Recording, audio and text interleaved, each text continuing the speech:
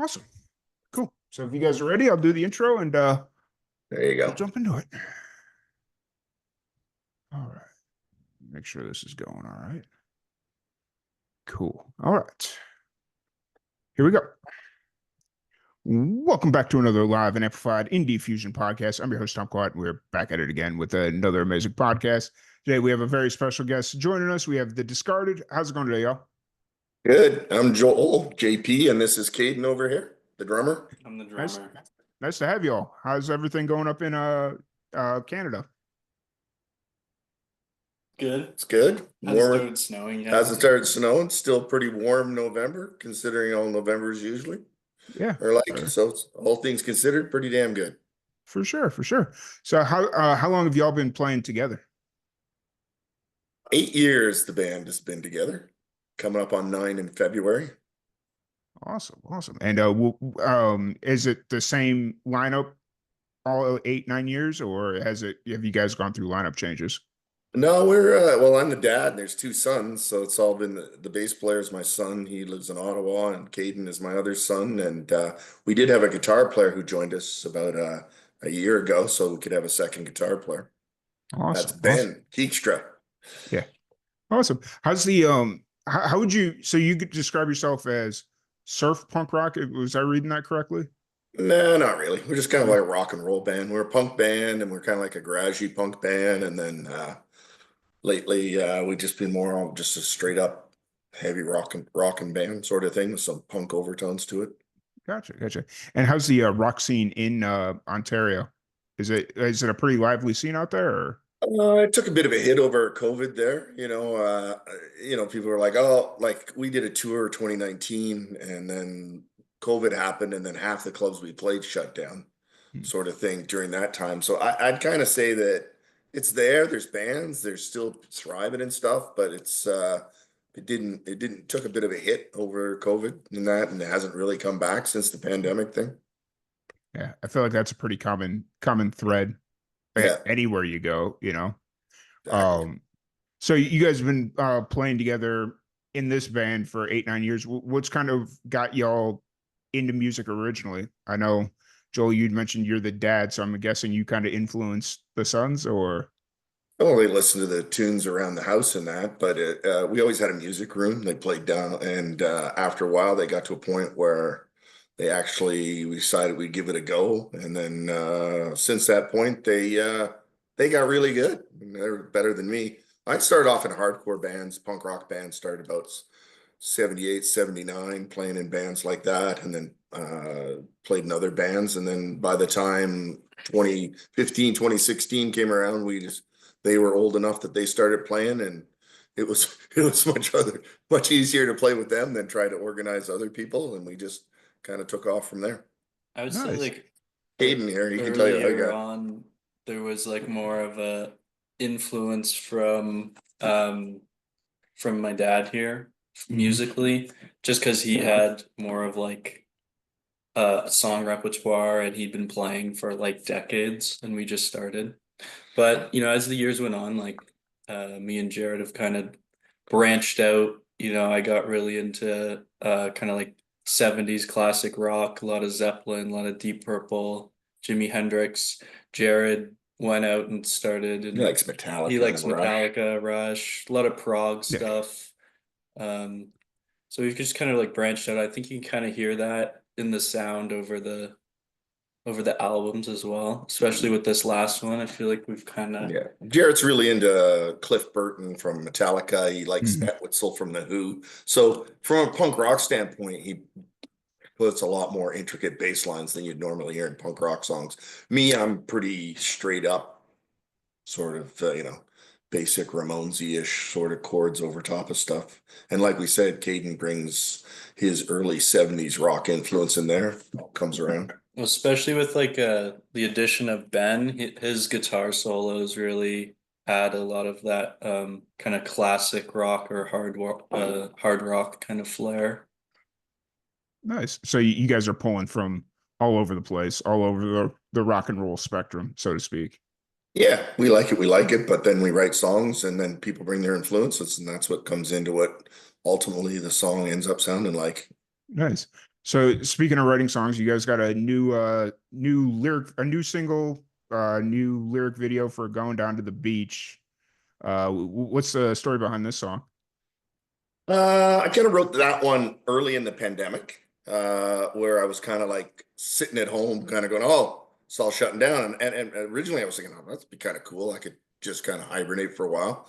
But I was one of those people that had to work all the way through the pandemic and go into work and all that sort of stuff because of what my job was sort of like. Hmm. So I kind of wrote a song about getting away from it all and literally going down to a beach and just cutting off and turning off the cell phone and just, and it's a bit about mental health and not relying on your crutches like alcohol and pot or whatever, and just kind of getting back in touch with things and making it a bit simple. So that's how that one came about.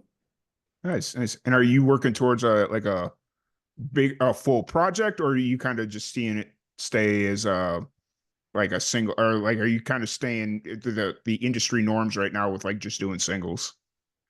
No, this is a whole album. We've put out like 6, 7 albums, right? Since 2016, we put about an album a year. We're gonna go in January, start recording the next album. It's kind of what we do is we write songs and then we like to Hmm. record songs and that. So yeah, we'll put out the singles from the album and then the album will come out. But yeah, the industry norm now is here's the single, here's the single, here's the single. We put out one called Testify a few weeks ago that did well. And then we put out this one called Going Down to the Beach. And then we got another one called Ooh Yeah, that's going to come out when the album comes out. But it's a 10-song album, and we'll go in and record 11 more songs. If anything, that's what's been a consistent thing is kind of writing songs and recording songs. Hmm. And we used to play a lot more live, but like we say, there's not as many venues. We're Yeah. playing a show in November in Toronto. That's our next show that's up. And we played one a few months ago there. In June and that we did a couple around the Southern Ontario areas where we mostly play. Nice, nice, nice. And so, with the current album, is it available physically, and then are you just releasing or Uh, digitally releasing it, or how you no, guys we, kind of? we we we always do a vinyl run of every album that we do. Yeah. We did a pressing on green vinyl, 180 grams. We just do a little limited sort of like 200, 300 unit run and then Hmm. sell that for people who are into that. But ironically, people don't have turntables except if you were into that sort of thing. And a lot of Hmm. people are, so they buy it and they think that's cool. But most people, we find just kind of listen to things and stream it and that. So we have Bandcamp, and then it's on all the usual platforms like Spotify, Apple Music, and that sort of stuff. But most people stream music even if they buy the vinyl. When you're walking around, they've got it on their phone, and that's how they're listening to it most times Hmm. anyway. Yeah.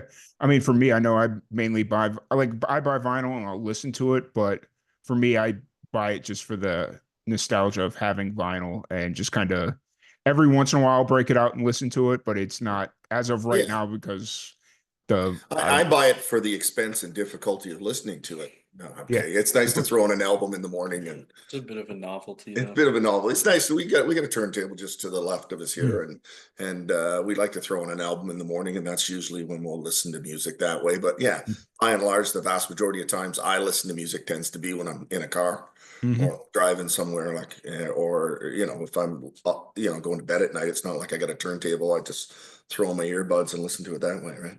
Yeah, absolutely. Completely understood. But I'm glad that bands are still kind of keeping the physical media alive because I think that's an important aspect of it. Yeah, we were very much into even just recording this album. It was nice to see Caden here was really into the design of the album cover and the design of how the whole thing would work. The older that Caden and Jared have got, the more they've become intricately involved in A, the songwriting, and B, the whole process in that. So Mhm. this album was really an album where Caden took a forefront on a lot of what we did. Nice. Caden, It's is the that drummer album. It's the drummer album, this one. We right? wanted to make sure we got a good drum sound, and we wanted to make sure we recorded. We used to go in and we do like the usual, okay, we practice the songs and we played them live, and now we're gonna go in and we're gonna whip it off in two Mhm. days, 3 days, play it like live, the three of us, and do the vocals and do the whole thing and have it all done. This one we said, like there's no place to play because we recorded it over like the last couple of years. We said we'll just take our time and do it over a year when we got Mhm. time and money to go in and do some more. Yeah, for sure, for sure. So, Caden, for you, is it like graphic design and stuff like that something that also interests you outside of music? I mean, I just like love album covers. Mm. Um, I think that's like, in my opinion, the coolest part about vinyl for me anyway. So I'm not super into graphic design, but I like art, and I love, being able Mm. to create an album cover. I feel like it really just kind of, um I don't know. It is I personally buy more for what the album cover looks like more than like Well, anything something else. that can interest you, right? Like you see, you go, that's a Yeah, cool album cover, and you buy it, and yeah, then you discover the music's inside of it. And it used to be that's what a lot of people sort of did. So yeah. what was really kind of cool with Caden was that he was going, no, I want this. I don't want this on here. I want this. And I'd go, oh, what about this? He goes, and he made like the vast majority of suggestions on what things should look like, and yay or nay. Nice. I was being a nitpicky asshole. And that's okay.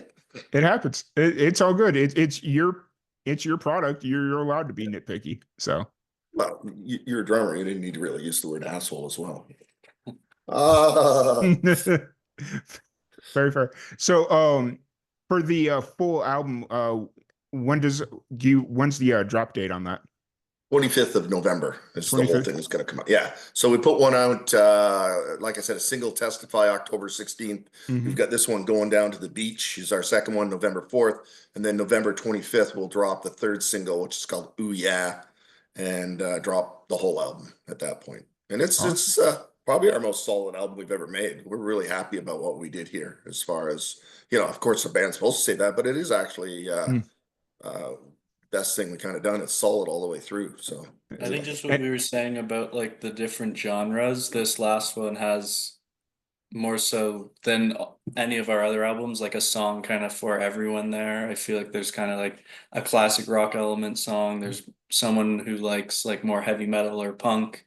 There's kind of like a bit of rock for yeah, every genre. even a Motorhead sounding song, and we even threw a left curveball sort of one in there as well that sounds like none of those sort of things, but it's got a lot of riff and rock on it there. It's like New York Dolls or MC5, like that yeah, sort of feel, that sort of time period, like early to mid 70s rock and roll, but heavy rock and roll yeah, with a lot of energy to it. nice. That's kind of rock music I like. So Oh, good. I'm here. I'm all here for it. Oh, So cool.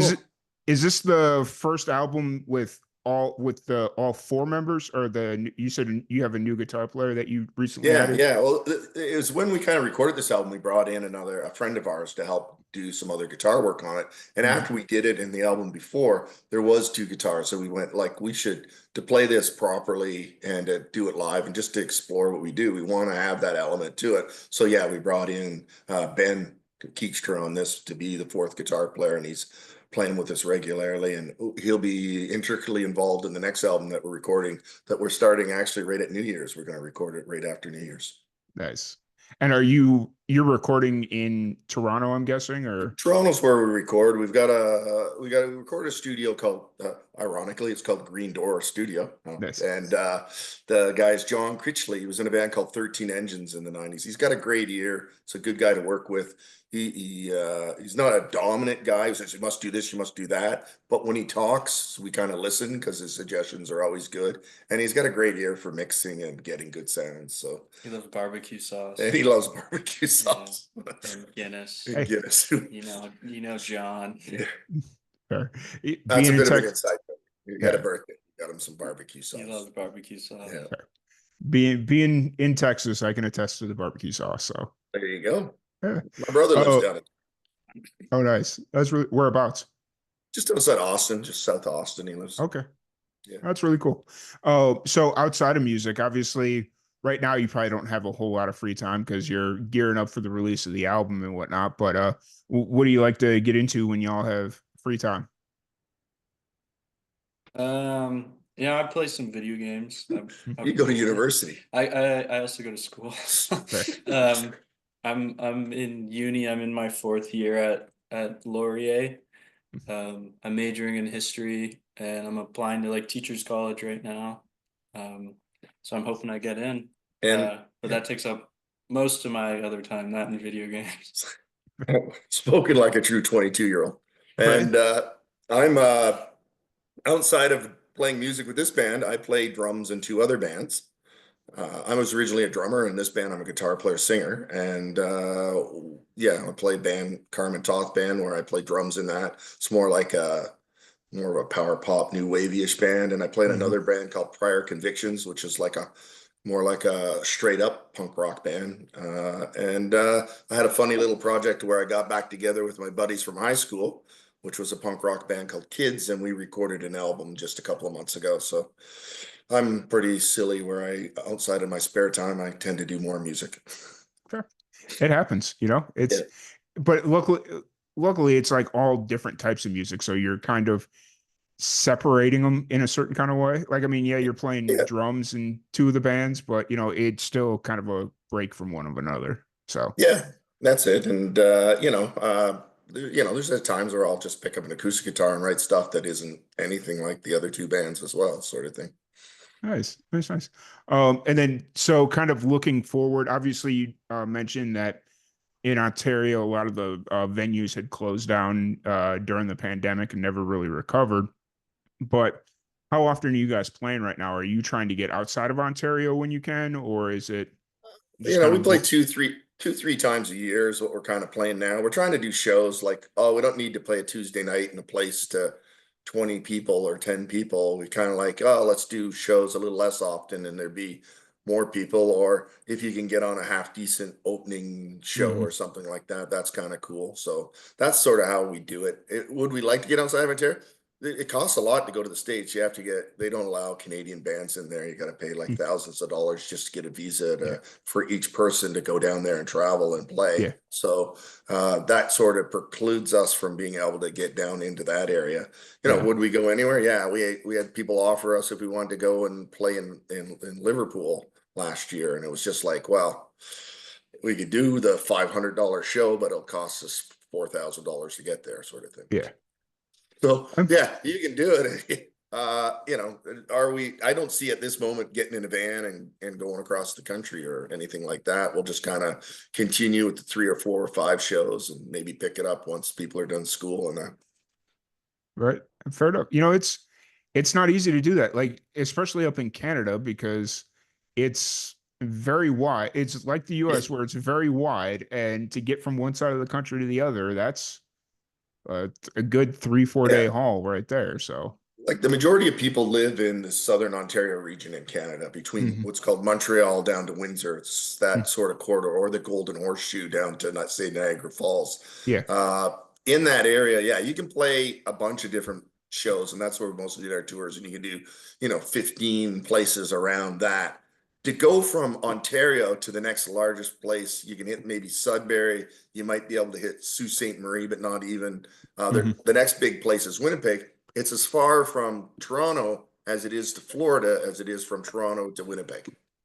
So it's a 24-hour drive to get Okay. there. Wow. So, and That's then to intense right go, there. yeah. So if you want to go for a show and drive for a day, yeah, you Yeah. can do that. And that's what you kind of got to do if you're going to do a tour. You hit, the southern Ontario, you can go out east and you can play, say, Montreal, you could hit Quebec City, you could get out to, Mhm. say, Halifax, which is on the Atlantic Ocean out there. And Mm. that's kind of there is some places to play. And then to go out west, you got to kind of, like you say, make that big jump up around the Great Lakes.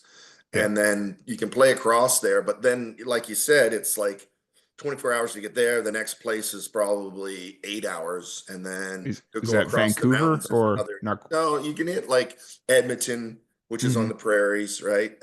You can hit Edmonton, Saskatoon, places like that, Calgary, and then Vancouver, which is across the mountains there, Mm. which in itself is another 8 hours to get across there. And even to go from Edmonton to Winnipeg is another like 8 hours sort of thing. Mhm. So it's a whole day to travel. So Right. I've done a few tours where I've gone out to Vancouver and back.